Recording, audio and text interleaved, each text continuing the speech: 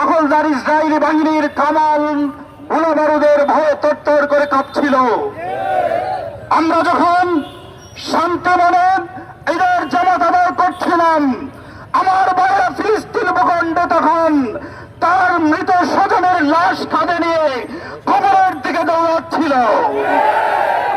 আপনারা জানেন, এই ইসরায়েল বাহিনী নৃশংসভাবে বর্বরচিত হামলা ছাড়িয়ে ফিলিস্তিনের মানবতার চরম লঙ্ঘন ঘটাচ্ছে।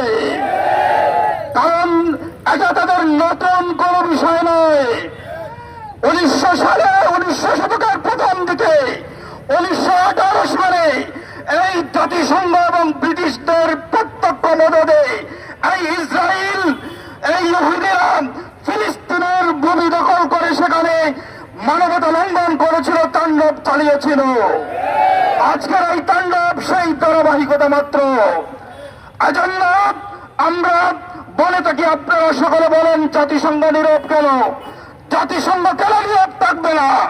তারা ইসরায়েলকে প্রত্যক্ষ মদদ দিয়ে এই ফিলিস্তিনের ভূখণ্ড দখল করিয়েছিল।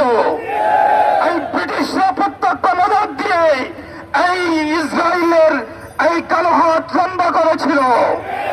এজন্য তাদের করোনার হাতের দিকে তাকিয়ে নয়, আজকে বিশ্ব মুসলিম মহাজ দলকে ঐক্যবদ্ধ ভূমিকা রাখতে হবে। আমাদের ওআইসিকে ঐক্যবদ্ধভাবে কার্যকরী ভূমিকা রাখতে হবে।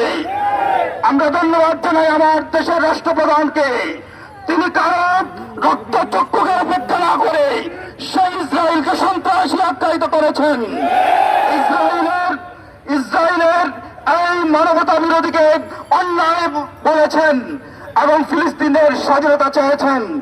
আমরা বলতে চাই, এভাবে যদি সকল মুসলিম বিশ্ব এগিয়ে আসেন, তাহলে এই কুখ্যাত ইসরায়েল আর পালাবার পথ খুঁজে পাবে না।